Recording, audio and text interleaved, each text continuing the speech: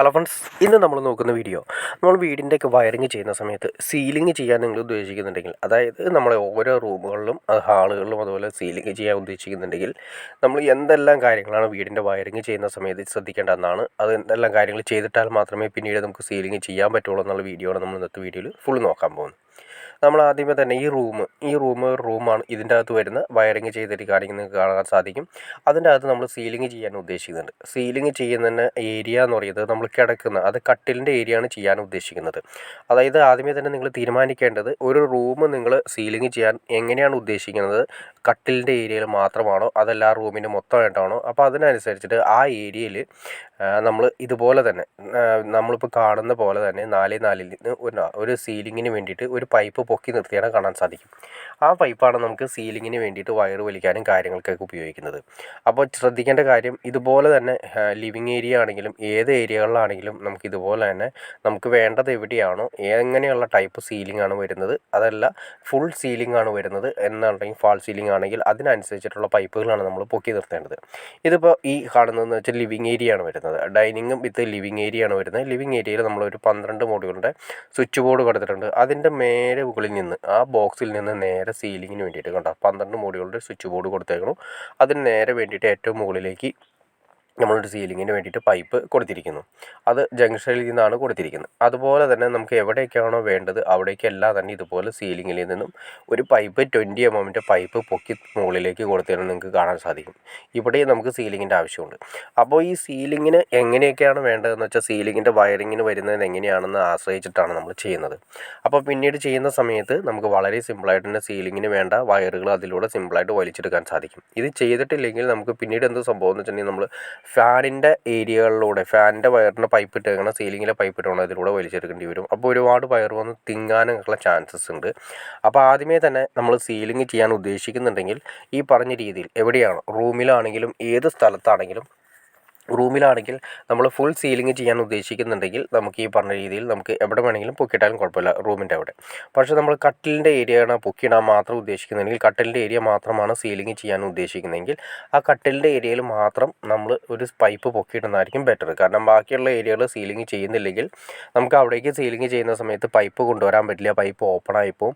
അപ്പോൾ അതുകൊണ്ട് നമ്മൾ ഉദ്ദേശിക്കുന്നത് കട്ടിലിൻ്റെ ഏരിയ, കട്ടിൽ കിടക്കുന്ന ഏരിയയിൽ മാത്രമാണ് സീലിങ്ങിൻ്റെ ഒരു വർക്ക് വന്നതിന് ശേഷം അതിൻ്റെ മുകളിൽ നിന്ന് വരുന്ന രീതിയിൽ ഫാനിൻ്റെ ഏരിയയിൽ മാത്രമാണ് ചെയ്യാൻ ഉദ്ദേശിക്കുന്നതെങ്കിൽ നമ്മൾ പൊക്കിയിടുന്ന സമയത്ത് അതിൻ്റെ വയറിനുള്ള പൈപ്പ് പൊക്കിയിടുന്ന സമയത്ത് ബെഡ് സ്വിച്ചിൻ്റെ നേരെ കണ്ട ഇതും ചെയ്തിരിക്കുന്നത് അങ്ങനെയാണ്. ഇവിടെ നമുക്ക് വരുന്നതെന്ന് വെച്ചിട്ടുണ്ടെങ്കിൽ നമുക്ക് റൂം തന്നെയാണ് വരുന്നത്. ഇതും നമ്മൾ ഇതുപോലെ തന്നെ ബെഡ് സ്വിച്ചിൻ്റെ ഏരിയയിൽ പൊക്കിയിട്ടിരിക്കുന്നത്. കാരണം ബെഡ് സ്വിച്ചിൻ്റെ ഏരിയയിൽ മാത്രമാണ് ചെയ്യാൻ ഉദ്ദേശിക്കുന്നത്. കണ്ടോ ബെഡ് സ്വിച്ചിൻ്റെ ഏരിയയിൽ നേരെ മുകളിലേക്ക് ബെഡ് സ്വിച്ച് വരുന്നു, അതിൻ്റെ നേരെ മുകളിലേക്ക് ചെയ്തിരിക്കുന്നു. ബെഡിൻ്റെ ഏരിയയിൽ മാത്രമാണ് സീലിംഗ് ചെയ്യാൻ ഉദ്ദേശിക്കുന്നത്.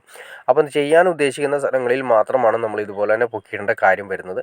പിന്നെ ശ്രദ്ധിക്കേണ്ട കാര്യം വെച്ചിട്ടുണ്ടെങ്കിൽ സീലിങ്ങിന് വേണ്ടിയിട്ട് പൈപ്പ് നമ്മൾ പൊക്കിയിടുമ്പോൾ ഏറ്റവും വാർക്കയിൽ ടച്ച് ചെയ്ത് ഇടരുത്. കാരണം വെച്ചിട്ടുണ്ടെങ്കിൽ നമ്മൾ ഇടുന്ന ബെൻഡ് പൈപ്പ് കാര്യങ്ങൾ വാർക്കയിൽ ചേര നമ്മൾ ഇട്ട് കഴിഞ്ഞാൽ, ഇപ്പോൾ ഈ കാണുന്ന വാർക്കയുടെ ചേര നമ്മൾ പൈപ്പ് ഇട്ട് കഴിഞ്ഞാൽ ഈ വാർക്ക എന്തായാലും തേപ്പും കാര്യങ്ങളൊക്കെ വരും. പ്ലാസ്റ്റിങ് കാര്യങ്ങൾ ചെയ്യുന്ന സമയത്ത് ആ പൈപ്പിൻ്റെ പകുതിയോളം പ്ലാസ്റ്റിങ് വരും. അപ്പോൾ നമുക്ക് സീലിങ്ങിന് വേണ്ടിയിട്ട് പൈപ്പ് ഉപയോഗിക്കാൻ പറ്റാത്ത ഒരവസ്ഥ വരും. പൈപ്പിലേക്ക് നമുക്ക് ഈ പറയുന്ന അവിടെ തുമ്പത്ത് വരുന്ന ബെൻഡിലേക്ക് നമുക്ക് പൈപ്പ് കയറ്റാൻ പറ്റില്ല.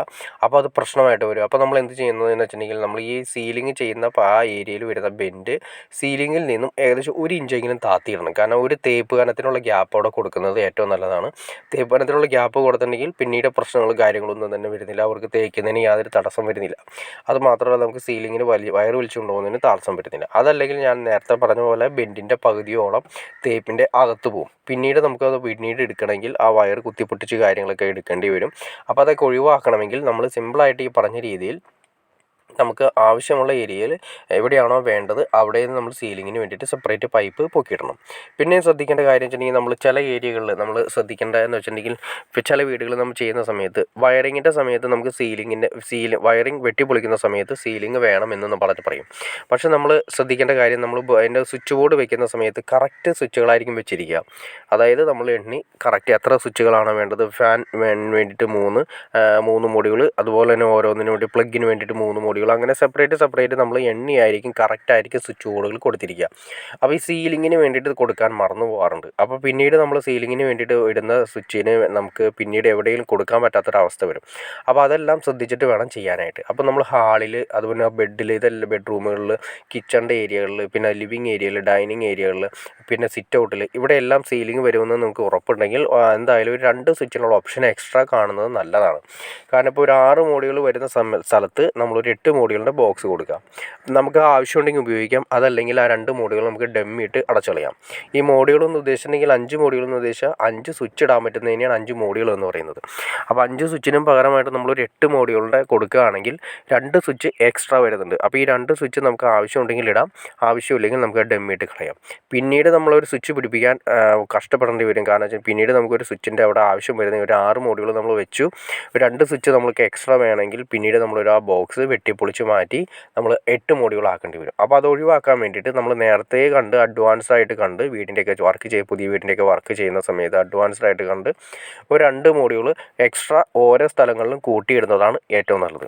പിന്നെ അതുപോലെ തന്നെ സീലിങ്ങിൻ്റെ വർക്ക് വരുന്ന സമയത്ത് നമ്മൾ ഉപയോഗിക്കുന്ന വയറുകൾ മാക്സിമം ലാഭിക്കാൻ വേണ്ടിയിട്ട് നമ്മൾ സ്വിച്ച് ബോർഡുകളിൽ നിന്ന്, അതായത് നമ്മൾ എവിടെയാണോ സീലിംഗ് ഉദ്ദേശിക്കുന്നത് അവിടെ വരുന്ന സ്വിച്ച് ബോർഡുകളിൽ നിന്ന് ഡയറക്റ്റ് പൈപ്പ് കൊടുക്കുക. അതല്ല ഇനി അതിന് മാർഗ്ഗം ഇല്ലെങ്കിൽ നമ്മളെ അതിൻ്റെ തൊട്ടടുത്ത് വരുന്ന 4 ബോക്സ് നമ്മൾ ജംഗ്ഷൻ ബോക്സിൽ കൊടുത്തിട്ടുണ്ടാവും. ഈ ജംഗ്ഷൻ ബോക്സിൽ നിന്ന് ഡയറക്റ്റ് പൊക്കിയിടുന്നതാണ് ഏറ്റവും ഉത്തമം. അപ്പോൾ മാക്സിമം നമുക്ക് വയർ വലിച്ചെടുക്കാൻ എളുപ്പമായിരിക്കും. ഇപ്പോൾ നിങ്ങൾക്ക് ഏകദേശം, അതായത് സീലിംഗ് ചെയ്യാൻ ഉദ്ദേശിക്കുന്നുണ്ടെങ്കിൽ വയറിങ്ങിൻ്റെ സമയത്ത് എന്തെല്ലാം കാര്യങ്ങൾ ശ്രദ്ധിക്കണമെന്ന് നിങ്ങൾക്ക് ഏകദേശം ഒരു ഐഡിയ കിട്ടിക്കാണെന്ന് ഞാൻ വിചാരിക്കുന്നു. ഇനി അതുപോലെ തന്നെ നമ്മൾ ഉദ്ദേശിക്കുന്ന വേറൊരു കാര്യമാണ് എത്ര ലീഡുകൾ വലിക്കണമെന്ന് ഏകദേശം ഐഡിയ ഉണ്ടെങ്കിൽ ഞാൻ നേരത്തെ പറഞ്ഞ പോലെ ഓരോ സ്ഥലത്തും 2 സ്വിച്ച് എക്സ്ട്രാ കാണുന്നത് നല്ലതായിരിക്കും. അപ്പോൾ നിങ്ങൾക്ക് ഈ വീഡിയോ ഉപകാരപ്പെട്ടെങ്കിൽ തീർച്ചയായിട്ടും ലൈക്ക് ചെയ്യാൻ മടിക്കരുത്, അതുപോലെ ഷെയർ ചെയ്യാൻ മടിക്കരുത്, സബ്സ്ക്രൈബ് ചെയ്യാൻ മടിക്കരുത്. ഇപ്പോൾ തന്നെ ലൈക്ക് ചെയ്തേക്കുക, കാരണം ലൈക്ക് ചെയ്യാൻ മറന്നു പോകരുത്. ലൈക്ക് ചെയ്താൽ മാത്രമേ ഇതുപോലെ ഉപകാരപ്പെടുന്ന ആളുകളിലേക്ക് ഈ വീഡിയോസ് എത്തുകയുള്ളൂ. അപ്പോൾ വീഡിയോകൾ പുതിയതായിട്ട് വെക്കുന്ന ആളുകളിലേക്ക്, മാക്സിമം ആളുകളിലേക്ക് ഈ വീഡിയോ എത്തിച്ചേരണമെങ്കിൽ നിങ്ങൾ തീർച്ചയായിട്ടും ലൈക്ക് ചെയ്യുക. ഇപ്പോൾ തന്നെ ലൈക്ക് ചെയ്തേക്കുക, സബ്സ്ക്രൈബും ചെയ്തേക്കാം, മാക്സിമം ആളുകളിലേക്കും ഷെയർ ചെയ്ത് കൊടുത്തേക്കാം. ഓക്കെ ഫ്രണ്ട്സ്, അടുത്ത വീഡിയോയിൽ കാണുന്നവരെ ഓക്കെ.